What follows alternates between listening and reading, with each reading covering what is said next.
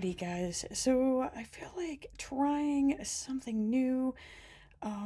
This is the first type of video that I've ever done where like I'm discussing the stickers and the process of coming up with the stickers for my Etsy shop. But I figured this is a good avenue, a good route of just getting some general feedback and just seeing what you guys think here. So, if you've seen my product review, probably like, I'm gonna say like January, but I did get a copy of this Color Story Florals here. It's absolutely gorgeous. I fell in love with it instantly. Like, I mean, guys, it's gorgeous. I'm not really a floral person, but I'm slowly becoming one, and I just love the colors of this book so much. But I mean, as you can see, there's no boxes. You got the tombstone stickers. See, we got these, but there's no actual boxes that coordinate with it, and I am somebody who needs the boxes. Hence, how my whole Etsy shop started, because there were so many times where I wanted to make a layout and I just couldn't find a coordinating box for my layout. And yeah, so I've learned how to make these. And then I just slowly started realizing like I should probably start sharing these. So, this is really where the inspiration for these came from, and I know it's because I was really surprised when these started printing out, because I was like, what is this? Like, this isn't what I was going for. um but oddly enough, it is. I should probably get them in the correct order here. So I have them in the order of where I designed them. Let's see if I can figure out who goes with what in the book here. Okay, so I think it's just the first two that are messed up. That's why they're not lining up. Okay, so I'm calling these my Back to Nature collection here, because I don't know why, but once I started seeing the color palettes by themselves, they they started reminding me of like landscapes. So I don't know if they've like did that on purpose when they were designing this, but let's see here. The first one in the Color Story book would be what I called the ocean. So let's go ahead and move these to the side here. And there we go. See, that looks a lot better right there. It does match. So, I do take just a random set of colors from these pages here, and that's how I generate my color combos.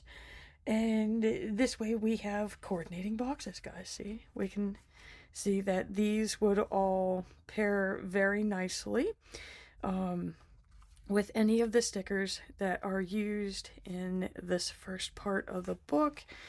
And again, this way you got planner box stickers to go with the lovely tombstones. So yeah, this is really my creating process. And so you can see it pairs very nicely with this first part of the Color Story Florals. Again, this is the sticker book where I'm drawing these palettes from. So this one I called Ocean Tones. I'm not sure why, because there's other ones in here that have more blue in them, but this one just gave me a very calming, peaceful vibe. I'm gonna say like these would be like the rocks, so like an ocean shore, not a sandy beach, but you know, like up north. So you'd have like the rocks in it, and then of course the ocean waves, and you'd probably have like a little tree or maybe some moss growing on the rocks. I'm not quite sure what goes around there. But it just gave me like a northern ocean type feel. So hence the name. So that's the first sticker set that I've added to the shop, which I am going to leave it right there just so that you can see the muted tones there.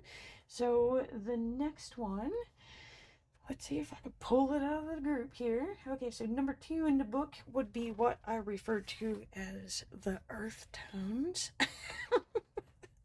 And these ones came out really nice as well.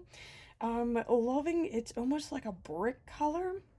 And of course, that nice deep shade of green. And then this one almost appears to be black, but it's just a really deep shade of green right there. And of course, this nice beige taupe color here. And again, which I know, like, to me, I thought that I would pull this one here, but I just felt like these ones coordinated a lot better. See, we got that nice deep shade of, I refer to it as brick when it's by itself, but it is a nice deep shade of pink. I believe this one would have been pulled from here, so it would be this flower. Of course, these ones were pulled from these, and then this one coordinates with the leaves. So I was really impressed with this one whenever it came out. And I mean, again, this is where the the colors and the combos are coming from, guys. So again, this is going to pair very nicely with any of these. Again, it just gives you that option that if you want colorful box stickers to go with this book, this is the best that I could do. So again, this is what I call the earth tones. Let's see here, number 3. This is my favorite. This one came out to me by far the best. So this is what I came up with for this one. Again, you have to let me know in the comments down below which color combo, which color palette it turned out to be your favorite. So again, I just took a couple of the shades, and this is really how I come up with this. But again, like, I cannot wait to start using these. I might use this one for today's layout. Hence why I'm doing this video here. This first time that I've went through and showed some of the stickers that I have in my shop on my channel, but I just wanted to get them all together because it's really weird. I kind of made like a Back to Nature collection, but it's off of the color palettes from the Color Story Florals. It was not intentional. I was just going to do one at a time, but I figured I was there, I'm at the machine, might as well keep going. Okay, so this one turned out to be the most difficult one to pull the colors from. For some reason, yellow is just one of those colors that it's really, really difficult to match it up with. And this was also one of the most difficult ones to name. Daffodil kept coming to my mind. But daffodils do have orange, and there is no orange.